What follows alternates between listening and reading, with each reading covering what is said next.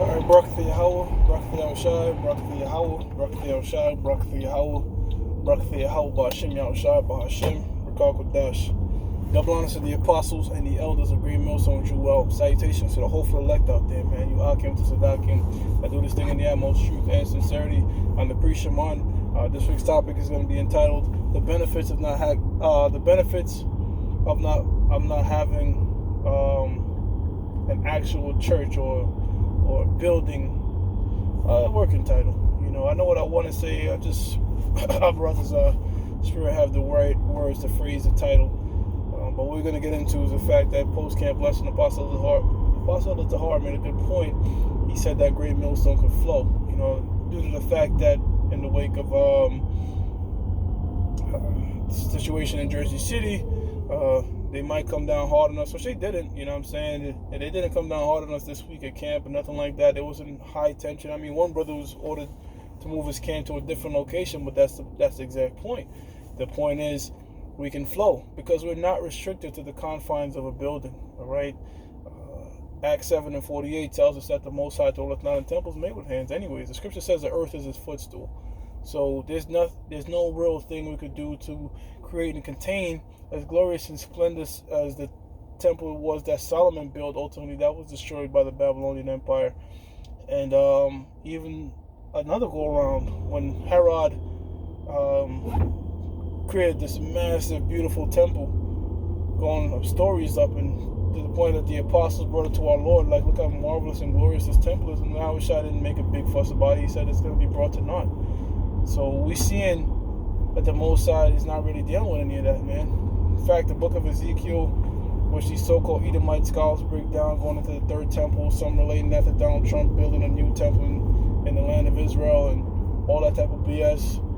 All right, it's just a temple that's, I mean, when you go into the measurements of what Ezekiel described, this is damn near impossible to build something that massive. You know what I'm saying? It's all talking about the new temple being built, with each member of the elect being a stone in Yahushua, pursuant to the book of Psalms, the 118th chapter, being a chief cornerstone, which the builders refused, of course. All right, that's going to make up this temple. So we're, you know, that's that massive temple that's being built is the elect. You know what I'm saying? And going back to the topic at hand, the beautiful thing about this temple, which the temple dwells in you. All right, the knowledge. The knowledge is the seed of the kingdom of heaven, and it starts within us. All right, and that once that knowledge is in you, man, nobody can take that from you. Esau can't do shit. He can't destroy it. You know what I'm saying? He can't destroy it. It's been planted into the minds of the world, and it's going to stick into the mind of the elect. You can't take it away from them, even in death. The works are going to follow them. You know what I'm saying? So this truth, man, is something you can't take away. Now, the confines of a buildings corrode. You know what I'm saying? You got to maintain them. You're situated to one spot. You know, plus you're putting all your eggs in one basket. You know what I'm saying? You're gathering up your whole congregation in one little spot. They could roll on you. It's easier to create a scenario for you, as opposed to where we could be.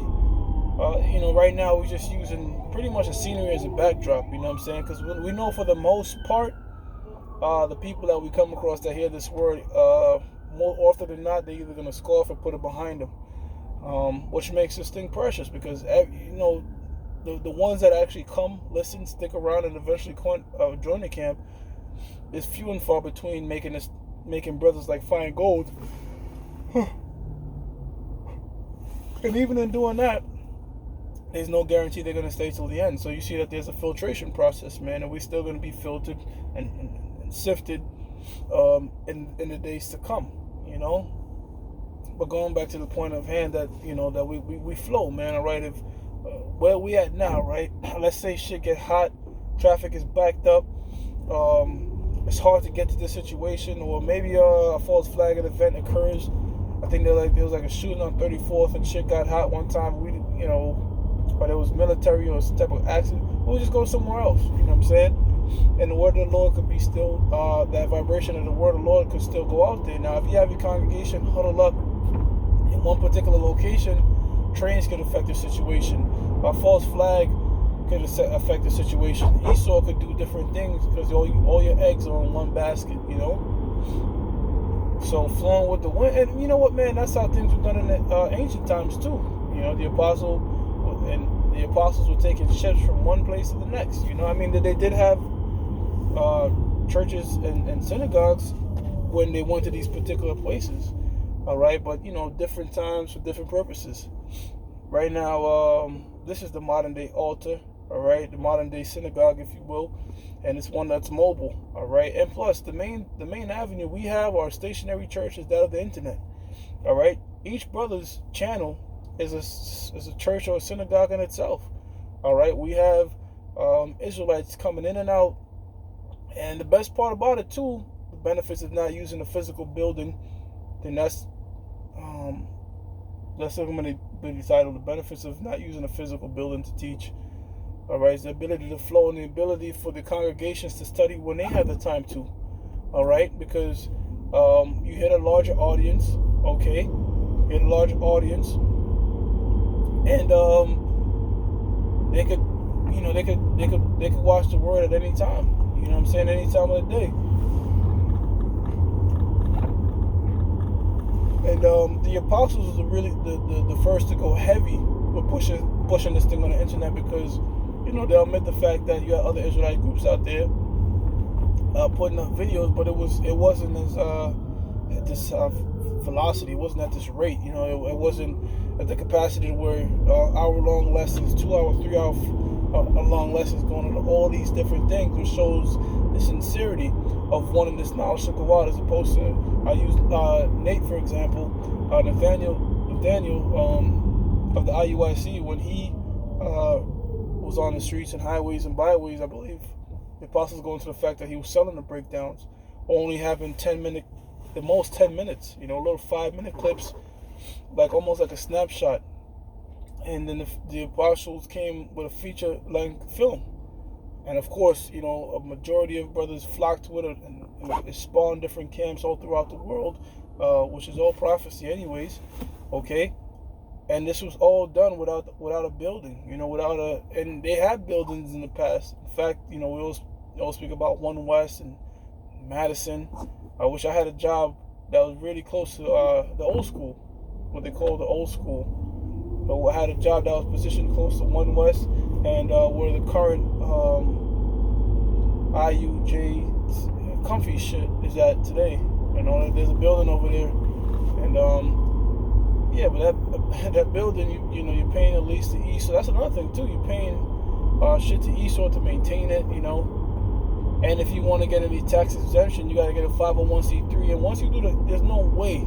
There's just no way you could have a 501c3 and be a man of the Lord, because it expressly tells you there's certain things you have to omit to have that 501c3, in terms of you can't teach it. And in the book of Revelations, it tells us expressly, you know, if you add or take away from this book, the Most High shall, you know, take away your ass, take away your life, take you out of the book of life, man, or add on to the plagues. The same thing is uttered in the book of Proverbs and the book of Deuteronomy. All right, you're not supposed to be tampering with this word, because this word is perfect, it's perfection. You tamper it, now it becomes imperfect, right? With a 501c3 charter, that's what happens. So if you want your building, you want your church, and you want your this and your that, you know, that's a fool's errand. You don't want to do that, man. All right, you want the ability to flow. So even in the wake of this situation, all right, and this tension going around, which eventually backfired on them as the apostles going into, this just gave us more fame, more notoriety, all right? And any press is good press. Good or bad is press, you know what I'm saying? You're still helping further the word out there, all right? Even though you're trying to use a side to demonize us, okay? We can just flow and move around, man, all right? We, you know, wax on, wax off. You know, be like water. You know, these types of things. You know? Hey, you know, too, in the event of gridlock, some type of stuff, well, you know what? There's elders in each of the boroughs. You know? There's elders in each of the boroughs where you could just set up, the apostles have a set up in different boroughs. I'm talking about like a crazy situation. All right? Well, we don't want to risk being out there because of some super heightened false flag scenario, you know? Or we just not preach on, not just go out on that day, but go on another day when the situation dies down. So there's all these different alternatives you could do that that a building would restrict us from doing, man. All right. So that's the benefits of not having a building, and it's also scriptural. You know, one thing too about, you know, you build these buildings and stuff like that, it could lead to a, you know, some sort of idolatry, some type of low scale version of idolatry. You know, because even men of the Lord, you know, the apostles give account, you know, how they got two.